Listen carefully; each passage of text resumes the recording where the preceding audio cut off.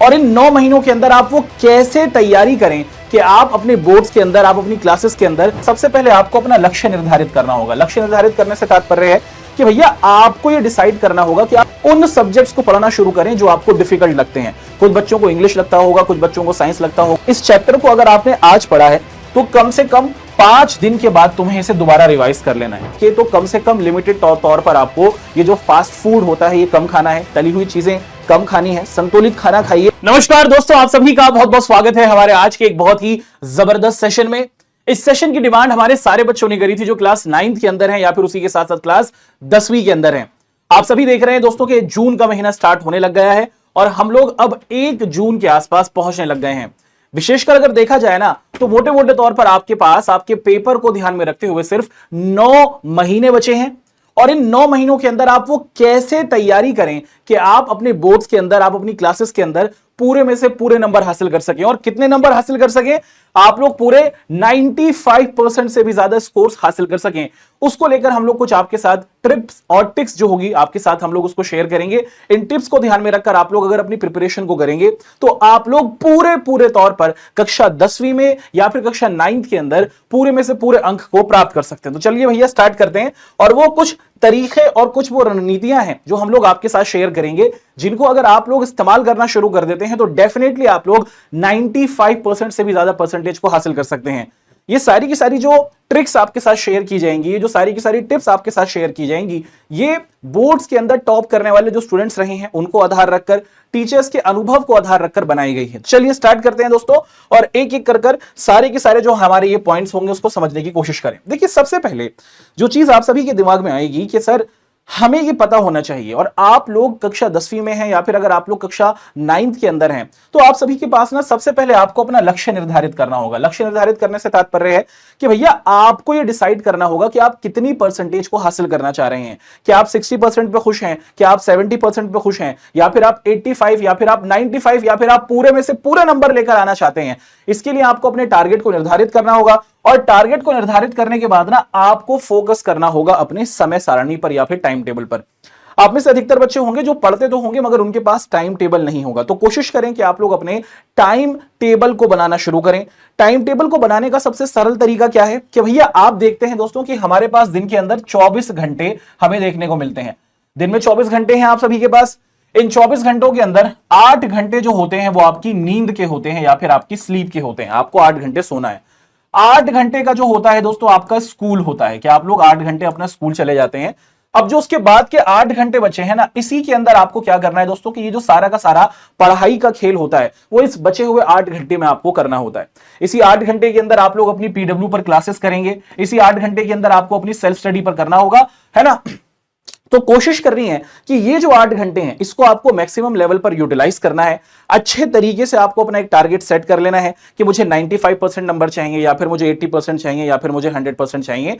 सिर्फ चाहिए इससे नहीं होगा, इसके लिए आपको टाइम टेबल बनाना होगा। टाइम टेबल बनाने का सबसे सरल तरीका दिन के 24 घंटे, 8 घंटे नींद के, 8 घंटे स्कूल के, बचे हुए जो अब 8 घंटे हैं इसके अंदर आपको अपनी पढ़ाई करनी है। आप अगर ट्यूशन जाते हैं तो वहां पर उसको मैनेज करना है, आप अपनी सेल्फ स्टडी करते हैं तो वहां पर आपको मैनेज करना है। तो सबसे पहले अपने टारगेट्स को आप सेट कर लें, उसके बाद आप अपना टाइम टेबल बना लें और फिर आप लोग ध्यान दें कि दोस्तों कि जो सब्जेक्ट्स हैं, जिन सब्जेक्ट्स में आपको सबसे ज्यादा डिफिकल्टी होती है, जैसे मैं अगर स्टूडेंट था कक्षा 10वीं में तो मेरे लिए ना गणित या फिर मैथ बहुत ज्यादा डिफिकल्ट थी। तो अगर मैं कक्षा 10वीं में होता अभी साल 2025 के अंदर तो मेरा यह तरीका होता कि मैं मैथ को सुबह पढ़ना शुरू करूंगा। तो आप लोग अगर अर्ली मॉर्निंग पढ़ने बैठ रहे हैं या फिर अगर आप लोग सुबह पढ़ने बैठ रहे हैं, उन सब्जेक्ट्स को पढ़ना शुरू करें जो आपको डिफिकल्ट लगते हैं। कुछ बच्चों को इंग्लिश लगता होगा, कुछ बच्चों को साइंस लगता होगा, कुछ बच्चों को आप देखते हैं दोस्तों कि हिंदी भी लग सकता है। तो जो सब्जेक्ट डिफिकल्ट है दिन के टाइम पर, सुबह के टाइम पर आपको उसको पढ़ना है। रात के टाइम पर जो आपके मन पसंदीदा सब्जेक्ट्स होते हैं, जिनमें आपका इंटरेस्ट है, उनको आपको पढ़ना होगा, क्योंकि सुबह सुबह आपका दिमाग फ्रेश होता है। आप फ्रेश दिमाग के साथ ज्यादा अच्छे तरीके से मेहनत कर सकते हैं और आपके लिए जो डिफिकल्ट सब्जेक्ट्स है ना वो ज्यादा मेहनत की उम्मीद रखता है। तो इसको सबसे पहले आपको फोकस कर लेना है कि आपको टारगेट सेट कर लेने हैं, उसके बाद टाइम टेबल सेट कर लेना है। टाइम टेबल को बनाने का जो सबसे सरल तरीका है 8 घंटे वाला, वो मैंने आपके साथ बताया।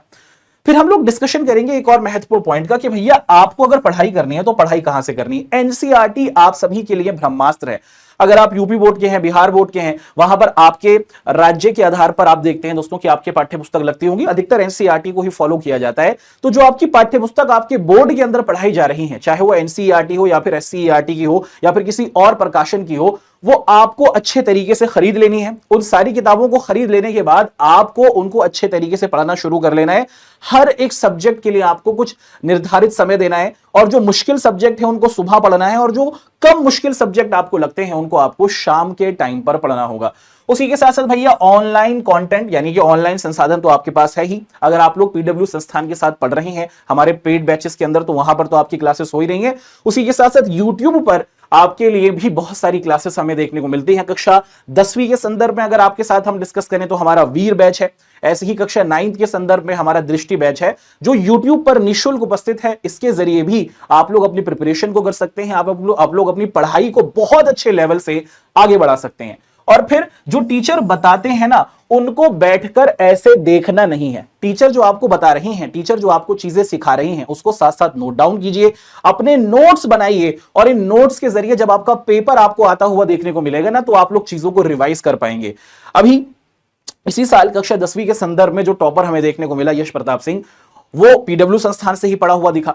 और जब हमने उस बच्चे से पूछा कि तुम लोग अपनी पढ़ाई को कैसे किया करते थे, तो उस बच्चे का ये कहना था कि सर मैं अपने नोट्स को रिवाइज करता था। रोड नोट्स रिवीजन में उस बच्चे को बहुत ज्यादा फायदा हुआ। तो आप लोग भी अपने नोट्स को बनाइए। नोट्स जो आप बनाएंगे ये रिवीजन के टाइम पर, जब आपका पेपर एकदम नजदीक होगा ना, तब आप बहुत सारी पूरी किताब तो नहीं पढ़ पाएंगे।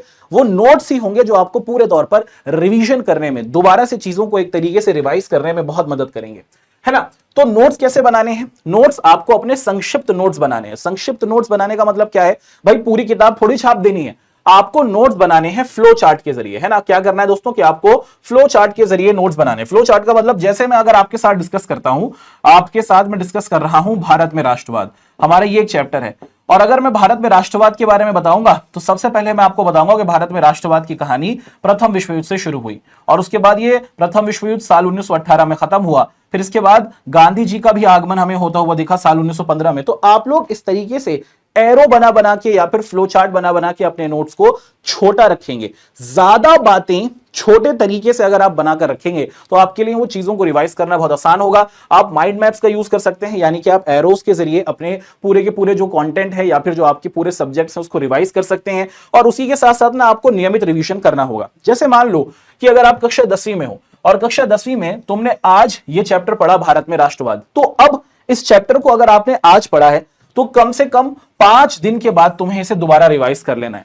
फिर इसके बाद कम से कम 10 दिन के बाद तुम्हें इसको एक बार और रिवाइज कर लेना है।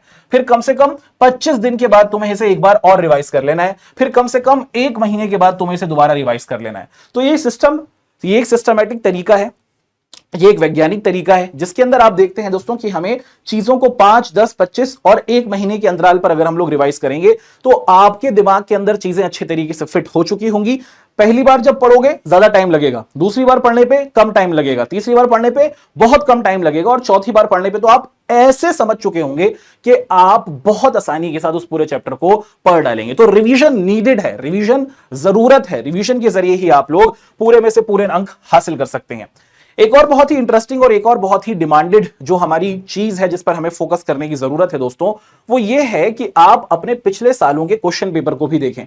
आपको पता होना चाहिए कि आपके बोर्ड के अंदर, चाहे आप कक्षा 9th में हो या फिर कक्षा 10वीं के अंदर, पेपर किस तरीके से आते हैं, क्वेश्चंस का लेवल कैसा होता है, सवाल किस तरीके से बनाए जाते हैं, और उनको आप समझेंगे। और उनको समझने के बाद ना फिर आप क्या करें दोस्तों कि उनमें से कोई भी क्वेश्चन पेपर अगर आपने लिया, उस क्वेश्चन पेपर को आप खुद सॉल्व करना शुरू करें। एक टाइम बना लें कि भैया ये 3 घंटे मेरे पास हैं, इस 3 घंटे के अंदर, इन 3 घंटों के अंदर मुझे क्या करना है, मुझे अपने सारे के सारे ये जो क्वेश्चन है उसको सेट करना है। इसे आप मॉक टेस्ट भी कह सकते हैं, जो एक तरीके से आपकी इंप्रूवमेंट करने में, आपको बेहतर बनाने में, आपकी प्रोग्रेस करने में आपको बहुत अच्छा मदद करेगा। और इसके जरिए ना जब आप अपना टेस्ट देंगे तो आप क्या कर सकते हैं दोस्तों कि जब आप अपने प्रीवियस क्वेश्चन पेपर्स के जरिए, अपने पुराने क्वेश्चन पेपर्स के जरिए टेस्ट देंगे तो आप अपना मूल्यांकन भी कर सकते हैं। आप अपना एक तरीके से अपने उन क्षेत्रों को देख सकते हैं, उन सब्जेक्ट्स के पोर्शंस को देख सकते हैं कि आप कहां कमजोर हैं।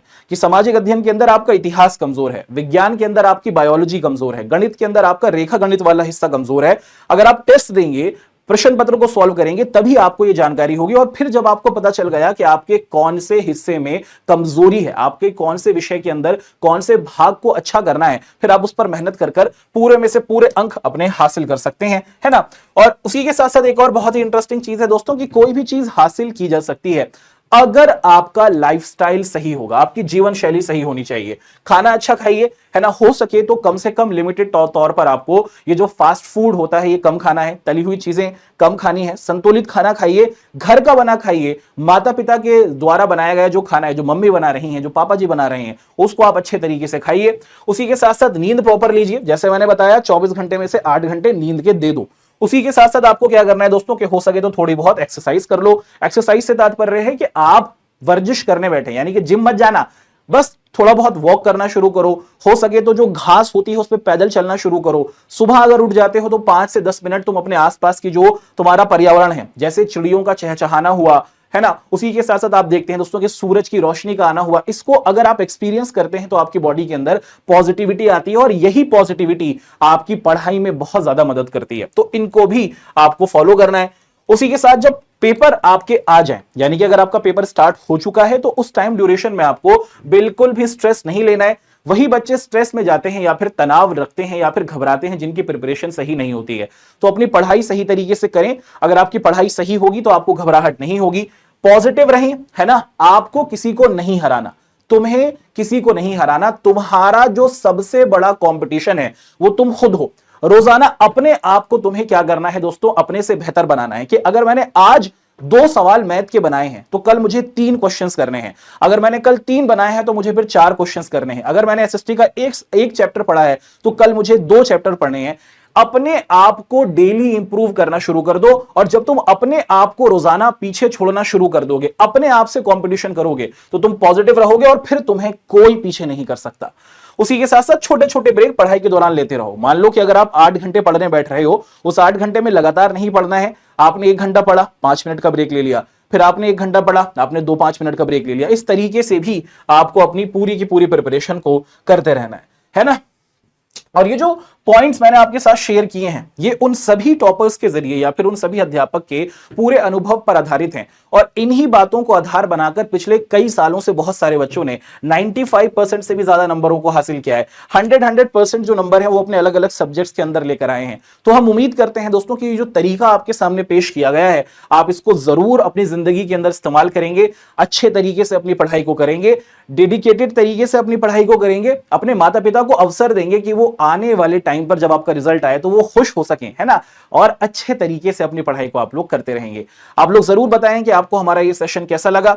इस सेशन के खत्म होने के बाद आप लोग जरूर कमेंट में हमें ये भी बताएं कि आप लोग किस और विषय पर चाहते हैं कि हम आपके लिए वीडियो बनाएं। इस वीडियो की डिमांड थी तो इसको आपके सामने पेश किया गया। आप सभी का हमारे साथ बने रहने के लिए बहुत शुक्रिया। जय हिंद, धन्यवाद।